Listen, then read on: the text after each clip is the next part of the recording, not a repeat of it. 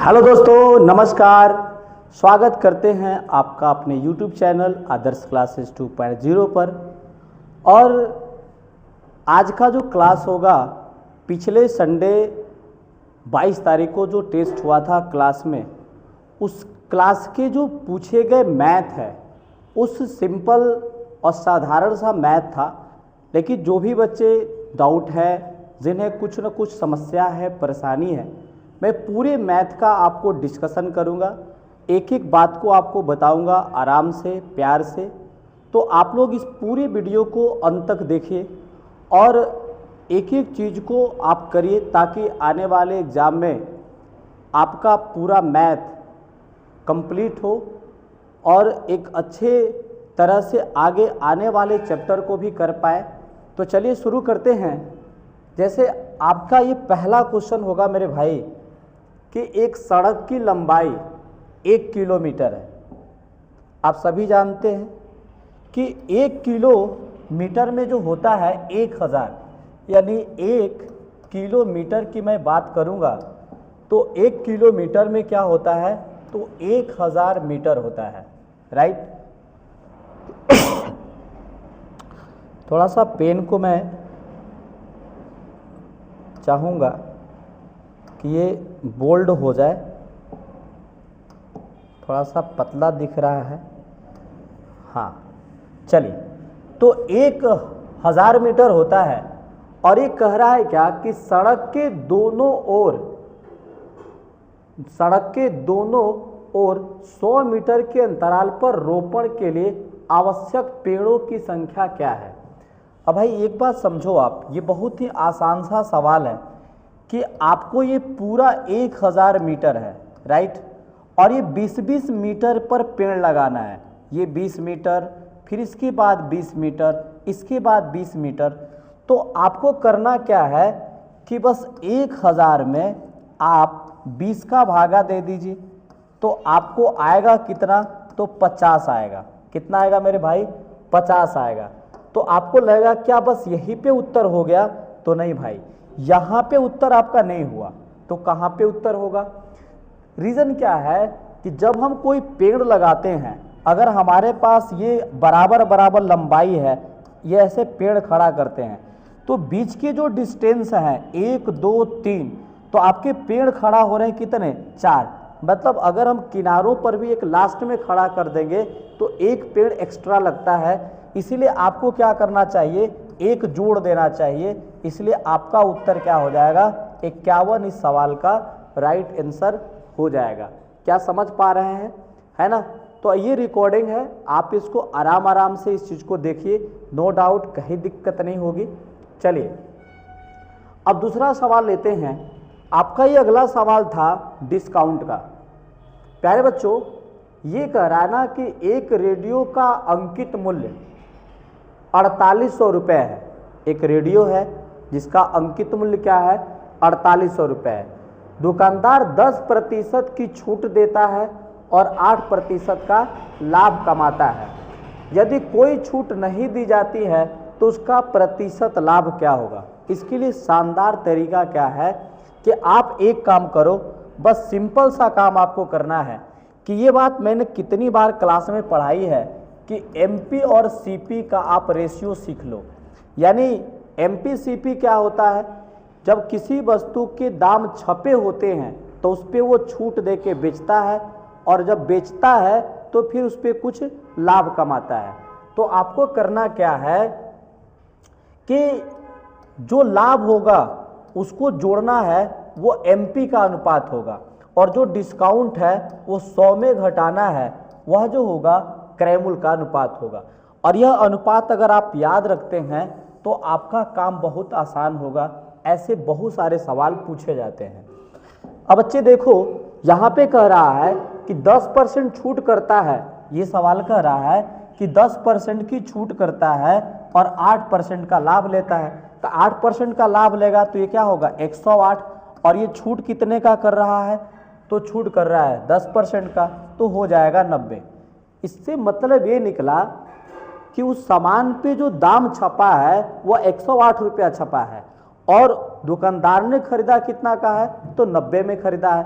अब आप ही बताओ, ये कह रहा है कि अगर उस पर कोई छूट नहीं देगा, यानी जितना दाम छपा है उतना ही में बेचेगा, तो क्या वह 108 में ही बेचेगा? बताइए, क्या वह इसे 108 में ही बेचेगा? तो जब 108 में बेचेगा तो उसको यहाँ जो लाभ होगी कितना होगा? तो 18 रुपये का होगा। अर्थात अगर लाभ प्रतिशत की बात किया जाए तो 18 रुपये का जो लाभ होगा 90 पे होगा। लाभ क्रयमूल्य पे हमेशा होता है। तो 18 पाँचे 90, 1/5 का लाभ होगा। परसेंट में बदलने के लिए 100% से गुणा करिए तो आपका जो उत्तर आएगा वो कितना आ जाएगा? 20% उत्तर आ जाएगा। आपका उत्तर कितना आएगा बच्चों? तो 20% इस सवाल का उत्तर आएगा। क्लियर है? चलिए अब नेक्स्ट क्वेश्चन देखते हैं। आपको ये चौथा अनुपात बताना है। इस सवाल में क्या बताना है कि 0.12, 0.21 और 8 का चौथा अनुपात क्या है। ये कह रहा है कि इस 8 यानी 3 गो पद दिया है। कौन कौन सा दिया है? तो आपको ये पहला दिया है 1, ये 2 और ये तीसरा, और चौथा पूछ रहा है। तो ऐसे जब भी सवाल आपसे पूछा जाता है तो जहां पे जो पूछा जाए, दूसरा पूछा जाए तो दूसरा पे x मान लीजिए, तीसरा पे पूछता है तो तीसरा पे x आना चाहिए, चौथा पे पूछता है तो चौथा पर x आना चाहिए। इसका एक तरीका है कि बाह्य पदों का गुणनफल मध्य पदों के गुणनफल के बराबर होगा। मतलब आपको करना क्या है, x गुणा 0.12, इसके बाद बराबर में क्या लिखिए 0.21 गुणा 8। अब बच्चे x बराबर क्या होगा? तो 0.21 गुणा 8 और भागा देंगे कितने का? तो 0.12 का भागा दीजिए। पॉइंट से पॉइंट खत्म हो जाएगा। अब आपका आएगा क्या? तो कटाइए इसको, 2 चौके 8 और 3 चौके 12, 3 साते 21 और आपका उत्तर क्या आ गया? 14 आएगा। इस सवाल का प्यारा सा उत्तर क्या आएगा? 14 ही सवाल का उत्तर आएगा भाई। क्या आएगा?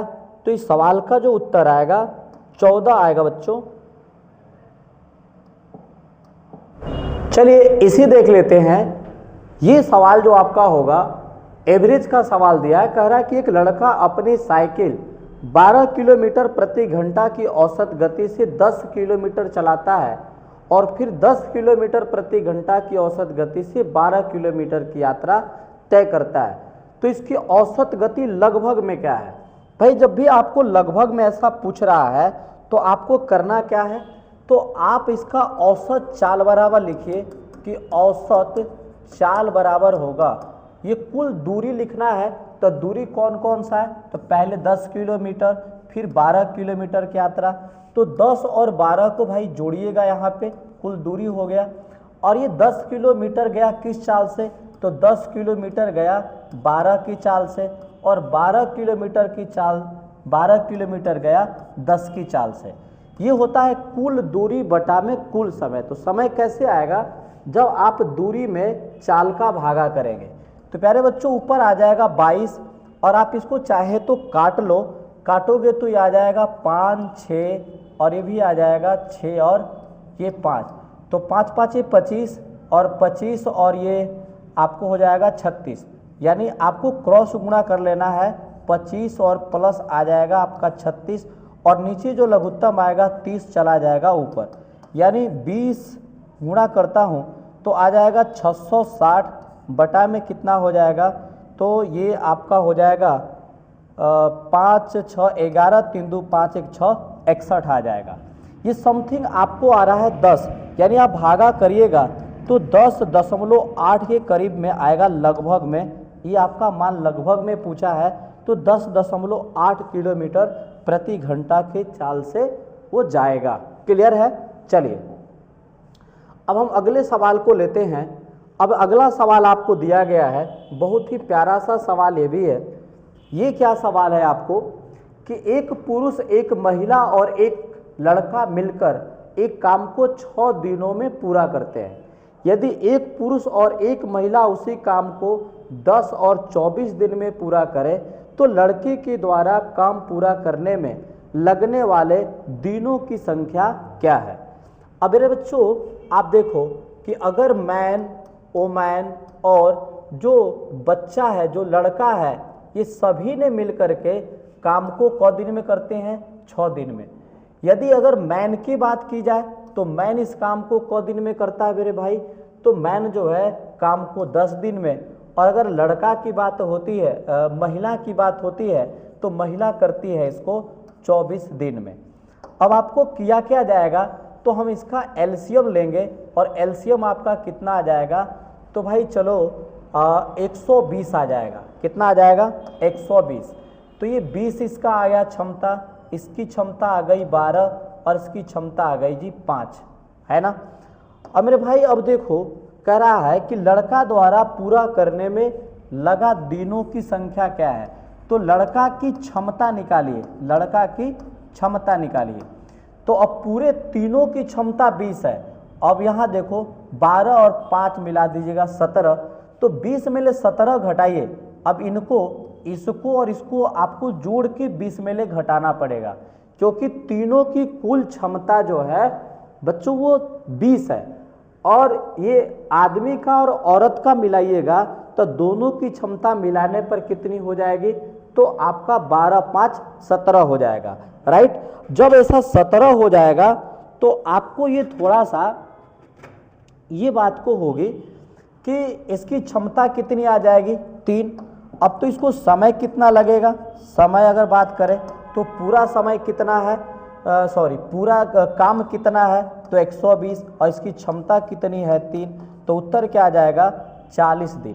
तो इस सवाल का उत्तर क्या हो जाएगा, 40 दिन होगा, राइट। चलिए नेक्स्ट देखिए। अब देखो बच्चों ये सवाल भी बहुत प्यारा सा है।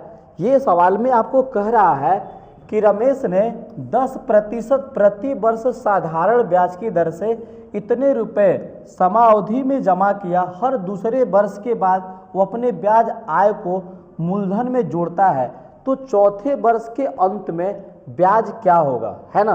करा कि चौथा वर्ष के अंत में जो है ब्याज क्या होगा। तो इसका ये मतलब हुआ कि पहले उसने क्या करी है, देखिए 15,600 रुपया ब्याज दिया ना, और ये कह रहा है कि हर दूसरे वर्ष के बाद वह क्या करता है, अपने ब्याज को जोड़ देता है। तो हम लोग यहाँ पे 2 साल का ब्याज निकाल देंगे। 2 साल का बच्चों ब्याज अगर आप निकालिएगा तो कितना हो जाएगा, तो ये 0 6 दूना 12, 15 दूना 30 और 3120 रुपये इसका ब्याज हो जाएगा, राइट। इसका ब्याज हो जाएगा 3130 रुपये, इसका ब्याज हो जाएगा। तो अब ये कह रहा है ना कि इसका चौथे वर्ष में क्या होगा। अब ये चौथे वर्ष की बात कर रहा है, तो इसका अब अमाउंट क्या हो जाएगा, यहाँ पे जब कह रहा है कि जोड़ दे रहा है तो इसको जोड़िए।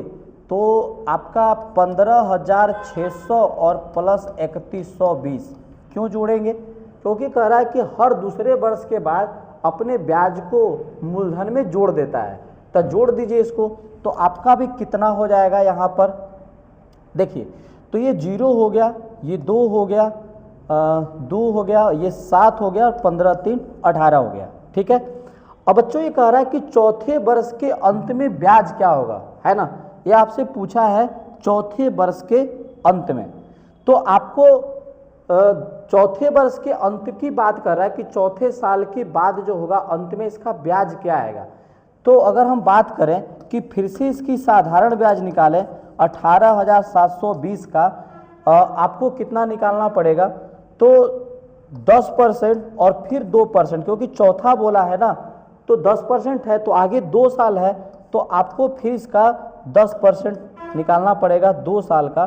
तो गुणा करेंगे तो 1772 का दूना होगा बच्चों, ये 4 होगा, 7 दूनी 14 के ये भी 4 और 18 दूनी 36 और 1 37, यानी आप कहें तो 3744 रुपया होगा।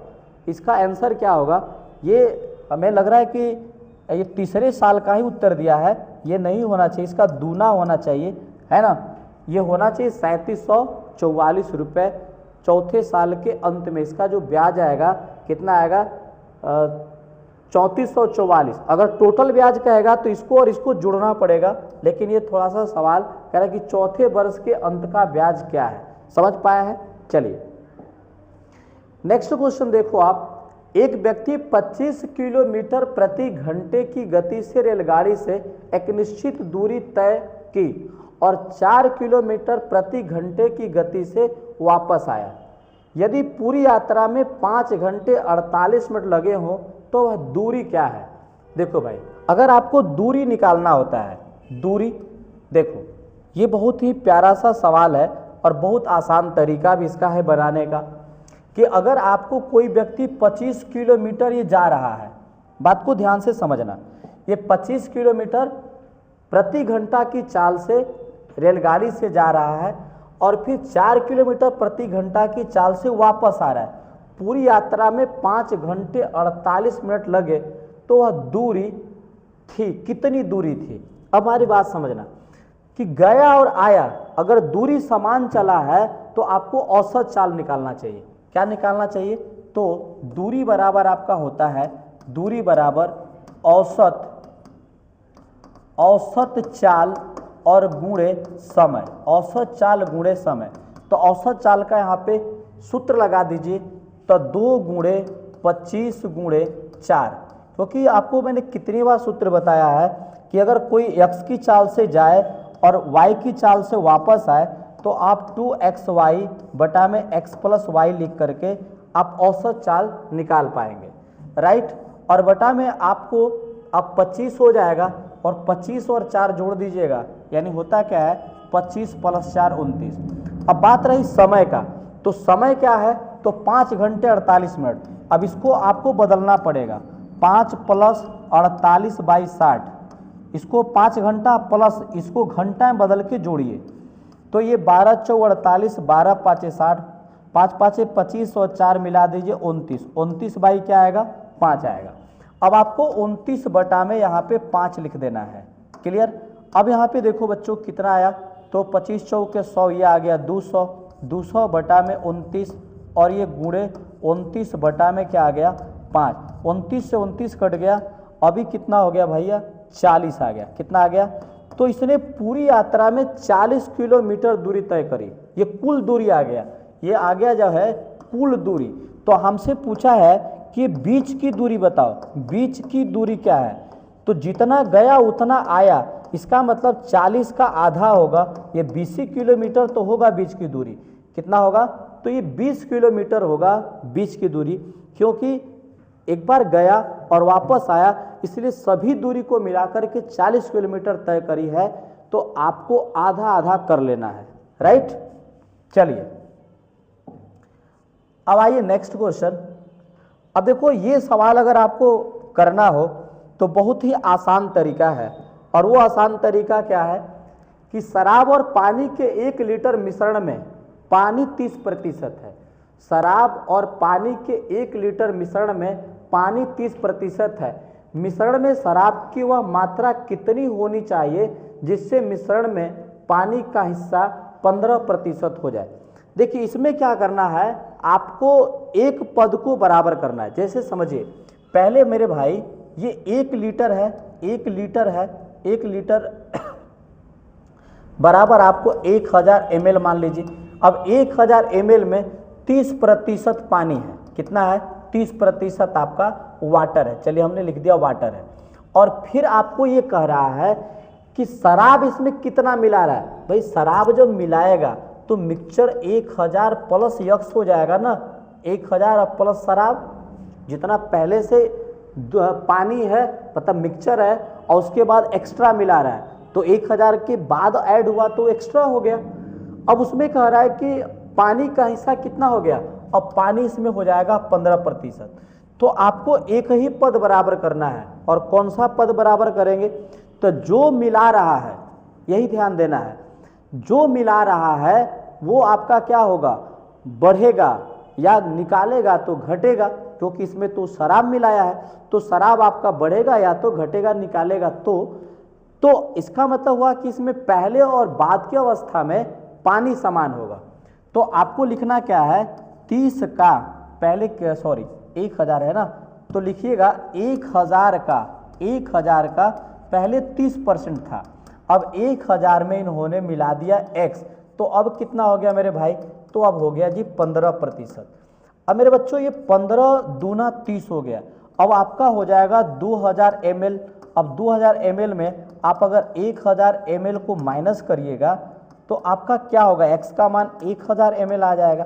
तो 1000 मिलीलीटर इस सवाल का उत्तर होगा। बस दोनों में आपको क्या बराबर करना है, तो दोनों में पानी को बराबर कर देनी होगी। क्लियर है? चलिए अब बढ़ते हैं हम लोग अगले सवाल पे। और अगला सवाल आपके लिए ये है कि एक निश्चित धनराशि साधारण ब्याज पर 3 वर्षों के लिए 10% वार्षिक रूप से चक्रवृद्धि ब्याज होने वाला ब्याज और साधारण ब्याज का अंतर दिया है 279 रुपया है, तो वह धनराशि क्या है? देखिए बहुत ही प्यारा सा सवाल ये अंतर का है जो बार बार परीक्षा में पूछा जाता है। तो बस यहाँ पे आपको मैं बता दूं बच्चों कि अंतर का 3 वर्ष का सूत्र होता है, D बराबर लिखना P इंटू आर बाई 100 का होल स्क्वायर और 3 प्लस आर बाई 100 ऐसा कर देना। तो आपका बनेगा क्या, ये आप ध्यान देना। मूलधन आपका तो निकालना है, अंतर दिया है 279 और P निकालना है, रेट दिया है 10%, 10/100 और ये हो जाएगा 10/100, 10/100 लिख दीजिएगा। और आपको यहाँ पे 3 और R रखिएगा तो हो जाएगा 310, 310/100, 3 रख के जोड़िएगा तो हो जाएगा 310 तो ये देखिए ये दूगों से कट जाएगा, 1 0 से ये कट जाएगा। अगर मैं 31 से ये करूं तो ये 9 बार में कट जाएगा। तो आपका P का मान क्या आ गया, 9 गुणे 1000, मतलब आपका उत्तर आ जाएगा 9000। क्या आ जाएगा, 9000 इस सवाल का राइट आंसर हो जाएगा। क्लियर? चलिए ये होगा आपका कि 2 समरूप त्रिभुज ABC है और एक त्रिभुज है PQR, जिनके परिमाप दिया है और एक भुजा का लंबाई दिया है और दूसरे भुजा का, दूसरे त्रिभुज के एक भुजा का दिया है। तो बस आपको करना क्या है, जैसे ये त्रिभुज में आपको फिगर बना देता हूँ, फिगर से आप एक बार समझिएगा। ऐसे होता क्या है कि इसका हो गया ये ABC हो गया, ABC हो गया और ये त्रिभुज का नाम है आपका PQR, PQR है। इसका आपको परिमाप दिया है और इसका परिमाप 156 है और इसका 46.8 है। इसकी साइड दे रखा है बेटो, एक की साइड है 19.5 है और इसकी साइड क्या है, x है। बच्चों बस यही काम करना है कि इसकी जो परिमाप का अनुपात होगा भुजा के अनुपात के बराबर होगा। तो केवल अनुपात ही तो पूछा है। तो 100 आप लिखना 56, 156 बटा में 46.8 बराबर 19.5 बटा में लिखना x। ठीक है, अब होगा क्या, x का बार डायरेक्ट करूं तो 19.5 गुणा 46.8 बटा में जाएगा कितना, 156 जाएगा। और हम सभी के लिए क्या लिखेंगे, 100 लिखेंगे, राइट, क्योंकि तभी तो पॉइंट हटेगा। अब हमें क्या करना चाहिए कि यहाँ पर इसको 5 से कटाइए। अगर ये 20 है तो ये 5 से कटेगा तो क्या होगा, तो 5 तियाँ 15 और 5 नवा 45, राइट। अब अगर बात करें तो भाई साहब ये 4 बार में कटेंगे, इसको हम 4 बार में काट सकते हैं। 4 नवा 36, 4 तियाँ 12, 3 15, राइट। अभी मेरे सामने एक बात ये आ रही है कि ये 4 से काट लीजिए इसको, पहले हम 2 से काट लेते हैं। ये 10 और इसको काटिए तो 2, 3 और 4। अब 4 से काटेंगे तो 4 5 20, 4 8 32 और 4 5 20 ऐसा आएगा। एक अंक के बाद 10 है तो पॉइंट लगेगा, तो ये आ जाएगा 5.85, 5.85 आपका उत्तर हो जाएगा मेरे भाई, 5.85 हो जाएगा, राइट। चलिए, क्योंकि पहले से एक पॉइंट है और हम लोगों ने भागा किया तो ये पॉइंट के बाद आया है, ऐसा समझिएगा कि पॉइंट है और एक बटा में भी 10 है, तो भागा करेंगे तब ये आएगा ऐसा, ठीक है ना। हमने पॉइंट में भागा दिया। क्लियर हो आप? एक बार ध्यान से अपने से करना कोई ज़्यादा हड़बड़ाने की ज़रूरत नहीं है, कैलकुलेशन को आराम से करिए, आपको क्लियर हो जाएगा। ठीक है, चलिए देखिए, अब आपके सामने ये सवाल रखा है कि किसी गोले की त्रिज्या 9 cm है, ऐसे पिघलाकर 0.3 cm त्रिज्या वाला तार खींचा जाता है, तो तार की ऊंचाई क्या है। मैंने कहने का मतलब हुआ कि भाई एक गोला है और यह एक बेलन है, बस अंतर यही है कि यह त्रिज्या इसकी जो दिया है 9 cm और इसकी त्रिज्या दिया है 0.3 cm, है ना। तार बनाना है तो इन दोनों का आयतन बराबर करिए, तो 4/3 पाई होगा और ये 9 गुणे 9 होगा, 3 बार लिखिए। और इसका होगा क्या है, तो पाई आर स्क्वायर होता है, तो गुणे 0.3 गुणे 0.3 और गुणे यच हो जाएगा, राइट। अब मेरे भाई देखो, अब ये पाई से पाई कट जाएंगे और इसके बाद 3 तिरिके 9 हो जाएगा। अब मेरे भाई यच बराबर अगर जाएगा तो इसके साथ भागा करोगे आप, यानी 4 गुणे 3 गुणे 9 गुणे 9 में भागा कितने का होगा, तो 0.3 गुणे 0.3 का भागा होगा, है ना। हमें को और यहाँ पे 100 लगा देते हैं, दोनों के पॉइंट हटा देते हैं, 3 तिरिके 9 खत्म, तो आपको हो गया 4 3 12 12 9 108, है ना। इसके बाद दूगो क्या जाएगा, ये 0 जाएगा, है ना। अब आपको समझना कि सारे सेंटीमीटर में, सभी सेंटीमीटर में है, तो हमको 100 से यहाँ पे भागा करके मीटर में बदल देना होगा, तो 108 मीटर इस तार की लंबाई होगी। तो इस सवाल का आंसर क्या होगा, 108 मीटर होगा। बोलो सही है। चलो अब हम लोग बढ़ते हैं भाई नेक्स्ट क्वेश्चन पे। नेक्स्ट इसका क्या है, चलिए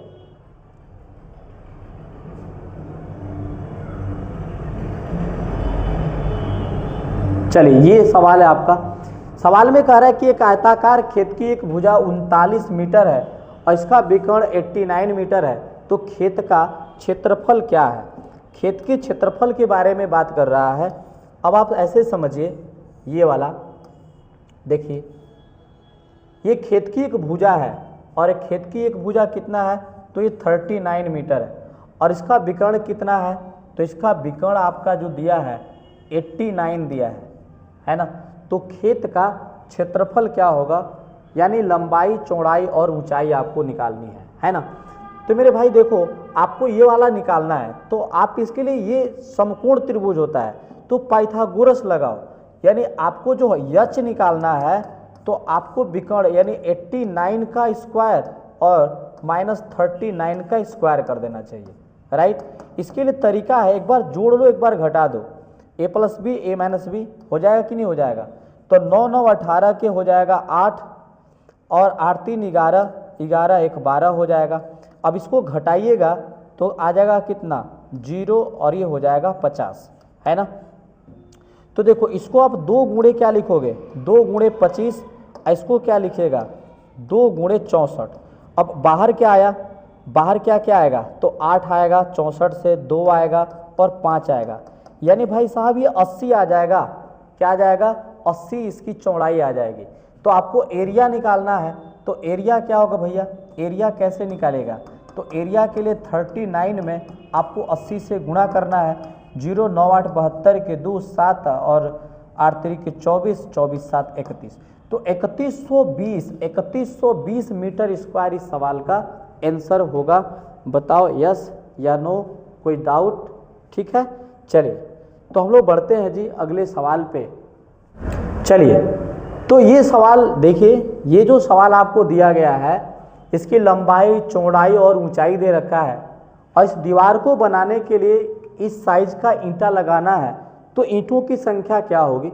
ऐसे सवाल को आपको करने के लिए बस एक भागा लगा देनी है और कुछ नहीं करना है, क्योंकि ये जो दीवार है इसका आयतन और एक ईंटा के आयतन से भागा जाएगा। तो दीवार का आयतन क्या दिया है, तो 8 दिया है, 3 दिया है और 22.5 दिया है, और इसमें क्या दिया है, तो ये है जी 64 गुणे 11 25 और गुणे 6। इसके लिए आपको 100 का 3 बार और गुणा करना पड़ेगा, क्योंकि ये सारे मीटर में है। ये सभी क्या है, 1 मीटर, 2 मीटर, 3 मीटर। तो तीनों मीटर के लिए 3 को 100 की गुणा करो, और ये बाकी सब सीएम में है। अब एक वो पॉइंट यहाँ पे बैठा हो, ये दोनों के पॉइंट उड़ जाएंगे, राइट। अब मेरे भाई इसको कटाओगे आप तो ये 2 बार में कट जाएगा। अब ये 2 तिया 6 और 3 से 3 कटा लो, 8 अठाई 64 हो जाएगा। अब आपको देखो यहाँ पे क्या हो जाएंगे, कोगो जीरो नज़र आ रहे 6 गो। अब इससे भागा करोगे 8 से तो 125 आठे होता 1000, यानी ये आपका उत्तर आ जाएगा इतना।